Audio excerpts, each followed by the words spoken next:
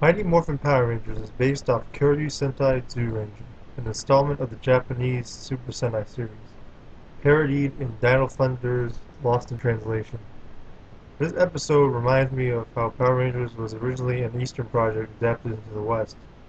This episode makes me reminiscent of a scene from Enter the Dragon, Bruce Lee's worst Hollywood-starring movie. Bruce Lee sees two praying mantises fight each other and bets on the smaller one. Roper scoffs at this.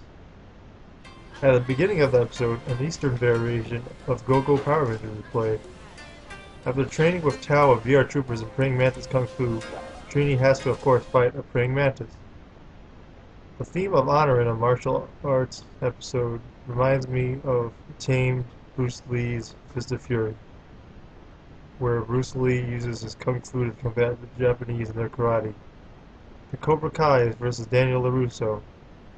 Jean-Claude Van Damme having salt thrown in his eyes and blood sport. Or even Han from Enter the Dragon being expelled from the school for breaking a code of conduct. Fighting with equal numbers and no sneak attacks. The cliche of honor of fighting mano a mano, or outnumbering a monster like the Power Rangers normally do. Having this episode as episode 46 is in the series quite questionable. The Rangers should know not to trust the monster out to battle. The monster almost always wants to destroy the Power Rangers, not to mention the world every day. I know this is Power Rangers not about realism, but how did Trini have a chance to defeat the Praying Mantis by herself? Having a Praying Mantis rookie who in the beginning of the episode has difficulty following Tao Chong's demonstration should have difficulty, versus an actual Praying Mantis monster known for Praying Mantis Kung Fu. It should be almost impossible for her to defeat unless she tries different martial arts styles or something.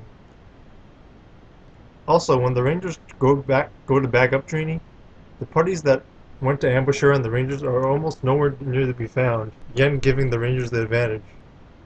Trini should have stayed with the Rangers, much like Han should have shot first against Greedo in Star Wars Episode 4: A New Hope. Check out the bug food. Bug food. That's dopey.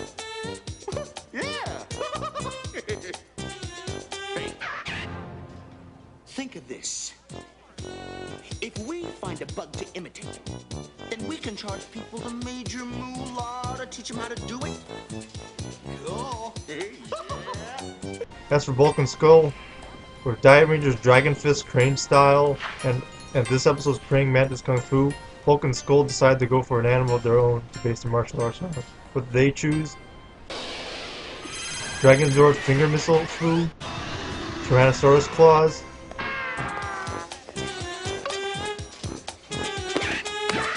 You're not the only bug foo expert in town anymore. My partner and I are the newest and only masters of the mystical cockroach.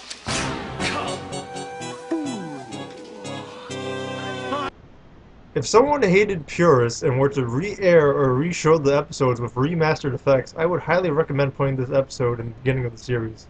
There's no Dragonzord or Titanis footage. Billy doesn't really fight in this episode. If that bothers you, you can edit out the few seconds that he actually does fight. It goes with the teamwork aspect of the show, supposedly in teamwork and oppressing engagement. I rate this episode a character development filler. Trini and the audience acknowledge that naivety is her flaw, but honor is not. See you next time at my Return of an Old Friend review. Trini, don't be so hard on yourself. We're gonna get the Mantis. I know. But wouldn't it have been more honorable just to face him alone? Hey, it was a monster bug, man. No way.